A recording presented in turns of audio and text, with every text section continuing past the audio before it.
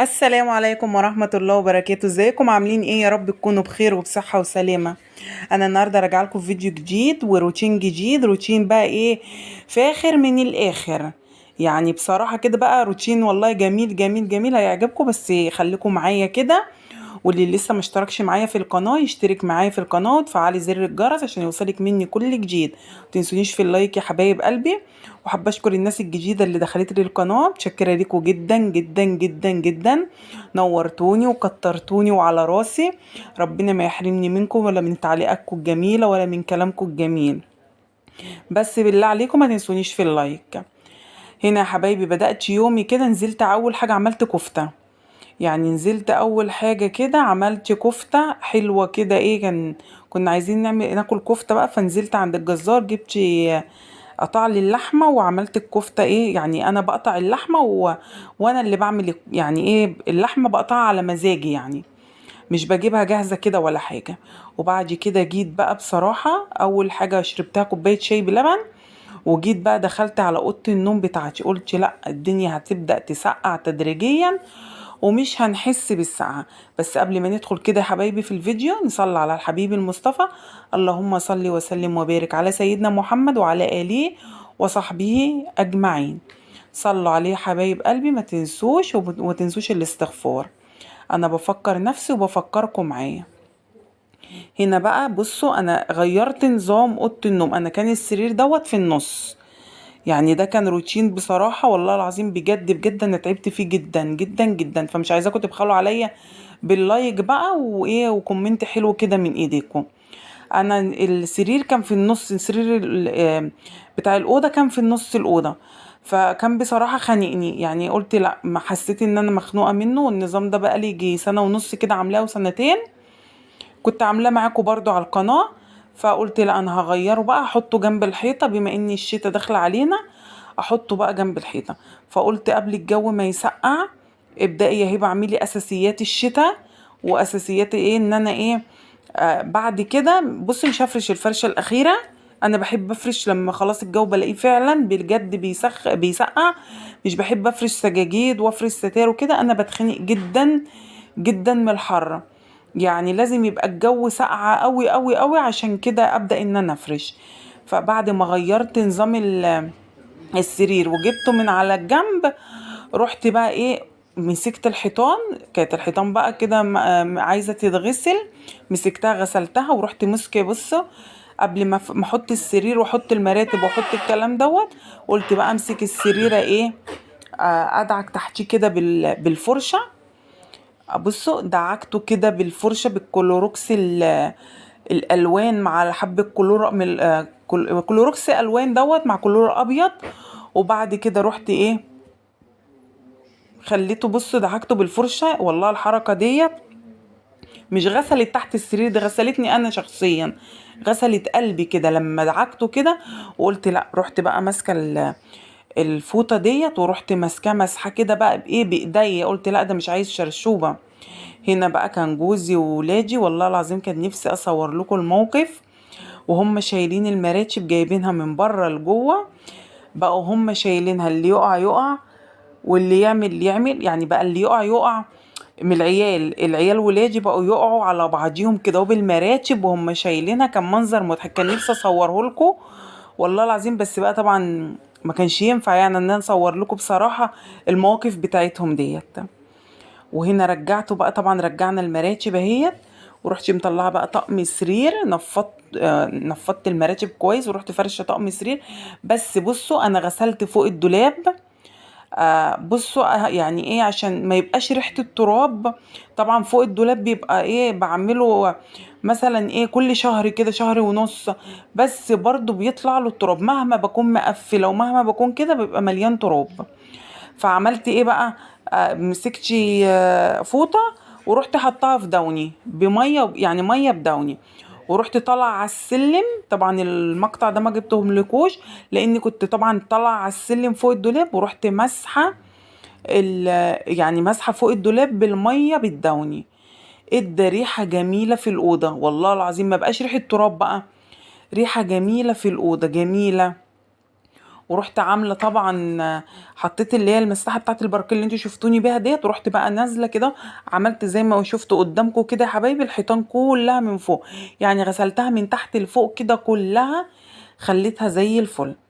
طبعا الطقم اللي على التسريحه التريكو دوت عايزه احطه في الغساله يتغسل، عشان حسيته ايه، هو لونه بامبا فاتح، فحاسه ان هو ايه لونه قير برضو كده، يعني عليه عفره، فيحطوا في الغساله يعملوا يغسلوا كده بحبه ماء واريال في الطبق يعني عادي. فالمهم ان انا ايه يعني انضفه وخلاص. ورحت ماسكه هنا بقى التسريحه منضفاها، مخلياها كده زي الفل، خليتها كده ايه فل يعني. بصوا لمعت الازاز ولمعت كل حاجه في الاوضه.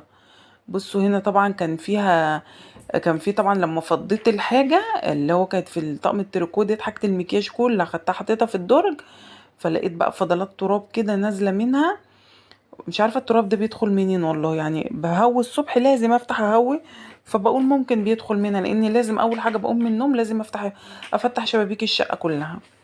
هنا بقى بصوا رحت ماسكه الازاز ملمعاه كله، ورحت ماشيه عليه بالحته، مخليه الازاز بتاع اوضه النوم كله والمرايات والخشب خليته بيلمع، خليتها فله. اللهم صل وسلم وبارك على سيدنا محمد وعلى اله وصحبه اجمعين. بصوا يا حبايبي بقى اللي وصل معايا لغايه هنا متنسونيش بقى في اللايك، متنسونيش في اللايك. بصوا هنا بقى رحت ماسكه الاوضه مسحها بقى ايه، يعني خلاص كنت انا مسحت الاساسيات كلها. بصوا بدأت كده بقطشي، بدأت بيها كلها شقلطتها كلها. بصوا هنا كمان هنزل الشتوي وهطلع الصيفي، يعني بصوا كده الأوضة ديت ما فاضلهاش غير تلميعة خفيفة وافرش السجاد والستاير بس بقى مش دلوقتي، مش يعني اما الجو يسقع قوي، عشان انا زي ما قلت لكم حبايب قلبي انا بتخنق جامد، يعني بتخنق بجد من السجاد والستاير في الصيف، واحنا لسه برضو مصيفين، فما بطيقش السجاد ولا بطيق الستاير، بحس بخنقه. انا اساسا ما بحبش ولا الصيف قوي، الصيف انا ما بحبوش، بس الحر انا ما بستحملوش، يعني انا الحر انا ما بستحملوش خالص، عندي فوبيا منه كده، ما بحبوش خالص الصيف. لكن الشتاء انا بعشقها، يعني بعشقها بسقعيتها بكل حاجه. فهنا بصوا نزلت بقى الشتوي وهطلع الصيفي فوق، بدأت كده بقطشي وايه، ويلا بقى قومي لو كنت انتي لسه ما بدأتيش تعملي روتيناتك للشتاء، ابدأي بقى معايا كده وتشجعي. احنا بصوا نبدأ كده مع بعضينا حاجة حاجة. انا عملت اول حاجة معاكم السيراميك بتاع المطبخ، ونضفت المطبخ كله وخليته زي الفل. طبعا انا كنت مصبنه السيراميك كله معاكم، بس يعني جبت التصبين، ما جبتش تصبين بعد ما صورت الفيديو، بصراحة بعد ما صورت الفيديو لقيت الفيديو ما عجبنيش، كنت بوطي كتير وكده فما عجبنيش. هنا بصوا حبايبي وانا بنضف في الدولاب، يعني وانا بنضف في الدولاب لقيت دي فانيلا كانت بتاعت بابا الله يرحمه، الف رحمة ونور عليه، يجعل مثواه الجنة ويجعل قبره روضة من رياض الجنة. بالله عليكم حبايب قلبي تدعوا له معايا. لقيت فانيلته ديت، هو كان ساعات بيجي يقعد عندي يومين، فكان بيخلي عندي غيارات، فديت كان هو اللي جايبها لي بايده، ودي هو اللي سايبها عندي بايده، غير لما هو توفى انا خدت هدوم ليه حتى يعني ذكرى منه فخليتها عنده. لكن الفانيلا ديت حتى فضلت اشم فيها، حسيت ان فيها بسيط كده من ريحته. الله يرحمه حبايب قلبي، الله يرحمه. فهنا بصوا بقى يا حبايبي اهو دخلت نزلت الشتوي كله تحت وخلصته فوق. فطبعا انا كنت وصلتكم لغايه فين، أنا كنت بقول ايه والله نسيت. كنت بقول لكم ان انا كنت بصبن في السيراميك المطبخ وصورت الفيديو كامل، بس جيت وانا بمنتج لقيت نفسي موطيه كتير جدا، موطيه، فكنت مهما هعمل البكسله كان الفيديو كله هيبقى بكسله، فقلت لا بلاش بقى الفيديو دوت خالص، بلها عنه، مفيش داعي بقى ايه، مفيش داعي منه، مع انه والله العظيم انا كنت شغاله فيه شغل من نار، قسما بالله شغل من نار. بس الحمد لله انا مرضيه ان انا ايه ما نزلتوش برضو.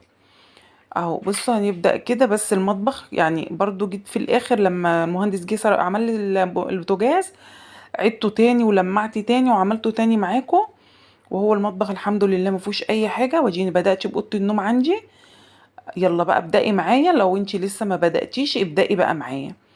واروح بقى بصوا ان شاء الله بقى بعد كده انتظروا الفيديوهات اللي بعد كده، بقيت روتينات الشتاء وبقيت تنظيفات الشتاء، يعني عشان لما تدخل السقعة تبقى حاجتنا الاساسيات نضيفة. يعني ابدأوا الاساسيات، يعني لما تدخل الجو يسقع مش هنقدر نغسل حيطان ونغسل نلمع فوق الدواليب والكلام ده وتحت السراير، فنعمل الاساسيات ونخلي بقى الايه الحاجات التانية السهلة ان هي اللي من على الوش اول ما او في بداية الشتاء يعني، ونبدأ نفرش بقى الفرشة الاخيرة.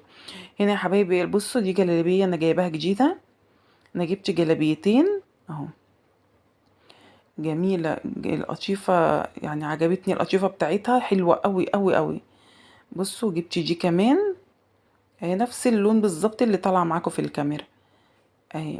بصوا جميلة الرسمة من على الظهر ومن على من الوش ومن الظهر، بس حلو قوي. طلعتهم بقى من الشنط ورحت ايه رصيتهم في الدولاب مع الهدوم الشتوي. كل سنة وانتوا طيبين يا حبايب قلبي. بصوا هنا بقى ايه خلاص كنت خلصت وتعبت بقى من الأوضة وخارجة بقى حرانة وريقي ناشف وتعبانة وكل حاجة فيا، قلت اما اروق على نفسي واعصر كوبايتين جوافة.